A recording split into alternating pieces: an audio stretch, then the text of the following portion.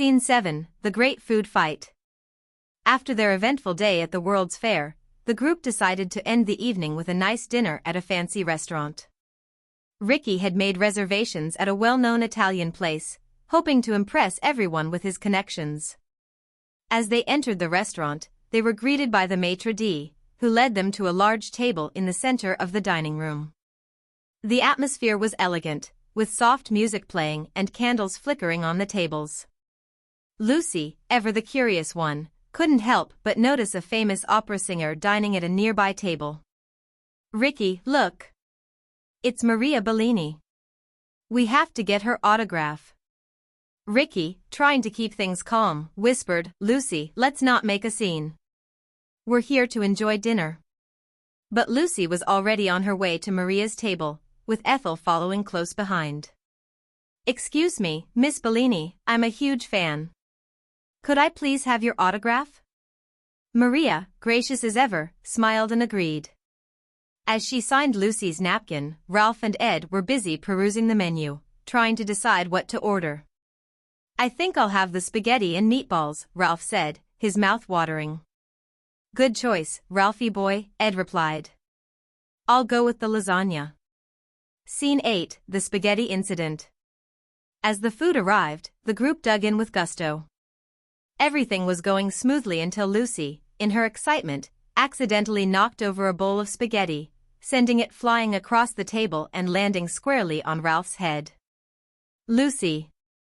Ricky exclaimed, trying to stifle his laughter. "Look what you've done." Ralph, covered in spaghetti, stood up, trying to shake the noodles off. "That's it. This means war," he declared, grabbing a handful of mashed potatoes and flinging them at Lucy.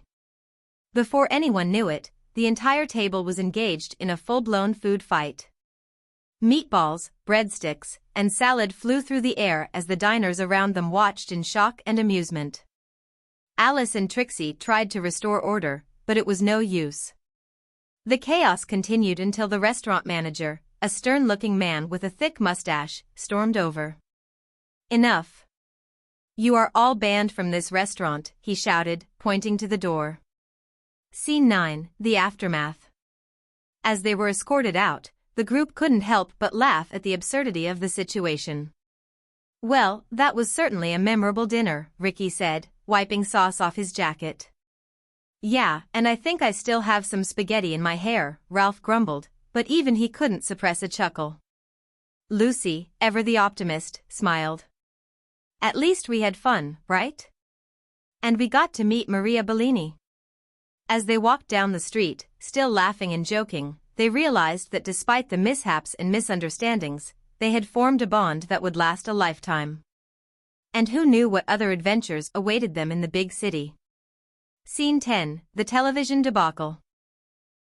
After their chaotic dinner, the group decided to head back to the Ricardos' apartment to unwind. Ricky had recently bought a brand new color television, and he was eager to show it off. Scene 10, The Television Debacle. As they settled into the living room, Ricky turned on the TV, and the screen flickered to life with vibrant colors.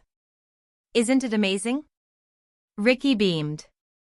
"We can watch all our favorite shows in color now." Lucy, always full of ideas, suggested, "Why don't we watch The Ed Sullivan Show? I heard there's a great lineup tonight." Everyone agreed, and they gathered around the TV. Just as the show was about to start, the screen went blank. Ricky fiddled with the knobs, but nothing happened. "What's wrong with this thing?" Ralph grumbled. "I thought you said it was brand new." "It is." Ricky insisted. "Maybe it's just a loose wire." Scene 11, The Repair Attempt.